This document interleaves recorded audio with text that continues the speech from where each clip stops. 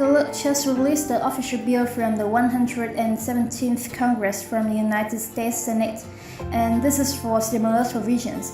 This is your breaking news stimulus check update and stimulus package update. Now, we've been getting calls for fourth federal level checks, stimulus checks to everybody in the nation, child tax credits, expanding Social Security benefits to $200 per month, wiping out student loan debt, all these provisions. And you guys, I'm letting you know Congress is calling for stimulus. Then they put together frameworks and proposals, and then you're going to be seeing today legislation and official bills, and then we will see if it passes into law either through Congress or by executive order from the president. Now take a look, you guys. Here's the press release. Van Holler Sanders, Warren College, introduced legislation to expand Social Security by $2,400 a year and extend solvency for 75 years. And this is the Social Security Expansion Act. And here's the one-pager for that with all the fact sheets. We're gonna be going through the bullet points. I'm gonna get you everything that is involved. And also we've received word that President Joe Biden, he might be pushing for those gas stimulus checks, and he is battling with the oil companies. He released a letter and he was very upset. And we actually heard they gave a response back and said if the president actually wanted to do stuff, there's an assortment of different things that he could do right now to bring those gas prices down. Now you guys, with that being said, let's dive into this bill and get you all the details on the Social Security Expansion Act. Alright, so let's cover what's in this bill. And I'm going to be using the one-pager, the bullet points as my outline, and then I'm going to be referencing the actual bill for you, the actual legislation. Now also here's the press release for you, kind of covers what's included in the title. $2,400 a year for sources.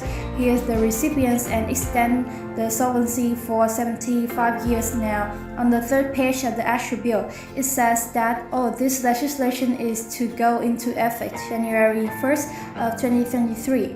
So they want to pass this now and have it applied for next year. It just basically says Social Security has been around for 80 years, and in the year 2020, it lifted 22 million Americans out of poverty with everything that was going on. And in 1935, half of the nation's seniors lived in poverty, but when they enacted this, as of today, now less than 9% of seniors live in poverty. Now, the average payout is about $1,540 a month, and there is currently $2.85 trillion in the trust fund, which should pay out 100% of benefits till the year 2035. Now, after that, they're saying they're only going to be able to pay out about 80% of the promised benefits. So that is why they want to enact this now, to make sure that we can last through the rest of the century paying out 100% of benefits. Now here's the bullet points for the Social Security Expansion Act. First off, they want to extend the solvency of Social Security for 75 years by requiring the wealthiest American households to pay their fair share of taxes. Today, because of the earning cap on Social Security taxes, a CEO making $20 million a year pays the same amount of money into Social Security as someone who makes $147,000 a year, because that is the cap. The legislation would lift this cap and subject all income above $250,000 to Social Security payroll tax. Under this bill, over 93% households could not see their taxes go up by 1 penny. So $147,000 is the cap. But then when they want to tax everything over $250,000, so everything between 147 and 250 is a sweet spot that is not going to get taxed. Now also they want to expand Social Security benefits across the board to current and new beneficiaries. Under the bill, Social Security beneficiaries for current and existing recipients would be increased by $200 per month. And so that is what we had heard promised by a lot of progressives and the President for Social Security recipients. There it is. The second bullet point, now number 3. They want to increase the cost of living adjustment. This bill would more accurately measure the spending patterns of seniors. And you can see this here in the official bill, computation of cost of living increases. Make sure they can keep up with that cost of living.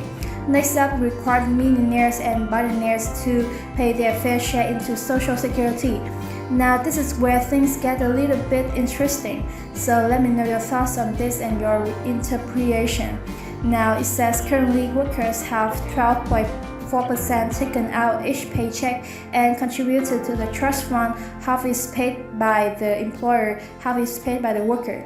This will require that the wealthy pay the same 12.4% on their investment and business income by increasing the net investment income tax by 12.4%. and applying it to certain business income not already covered by payroll tax.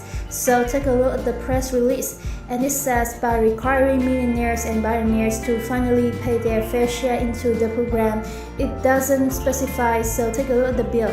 We see here tax on net earnings from self-employment up to contributions and benefits based on more than 250,000. Okay, that's what we had read before. It says that it's going to be replacing unearned income Medicare contributions with additional tax on unearned income in your Social Security. Medicare taxes are definitely saying they want to tax above 250,000. Now jumping back to the bullet points, it says improve the special million benefits of Social Security recipients. This bill will help low-income workers stay out of poverty by updating the special minimum benefits to make it increase and indexing the benefit level so that it is equal to 125% of the poverty line and above 17,000 for a single worker who had worked their full career. And right here you can see increase in minimum benefits section 4th, and you can see they haven't broken down for the number of years that you have worked and the applicable percentage. So you can see 30 years you're going to get 125% and 11 years you're only going to get 6.25%. So number of years worked, you can see the percentage that you will be receiving. Now also it says that they're going to be restoring student benefits of up to age 22 for children of disabled and decreased workers. So they're going to be making sure that that's covered. You can see in section 5 extend the benefit eligibility for children who are full-time students, and that is for age 22. You can see on the 10th page of the bill. And lastly, they want to combine the Disability Insurance Trust Fund with the Old Age and Survivor Trust Funds as well to help seniors and persons with disability.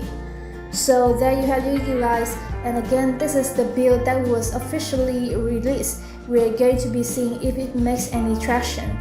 If Congress decides to pass it through with the President decides to adopt it through executive orders and actions, what they're going to be doing with this. Now also, as I mentioned, it's a little bit fuzzy to me about how the taxes are going to be working and how they're going to be paying for this, taxing the millionaires and the billionaires. I think it's pretty clear cut that they want to tax over 250,000 of earned income, but then also the investments in the business portion of it paying into Social Security. But as more information comes out on this, I'll be sure to let you know.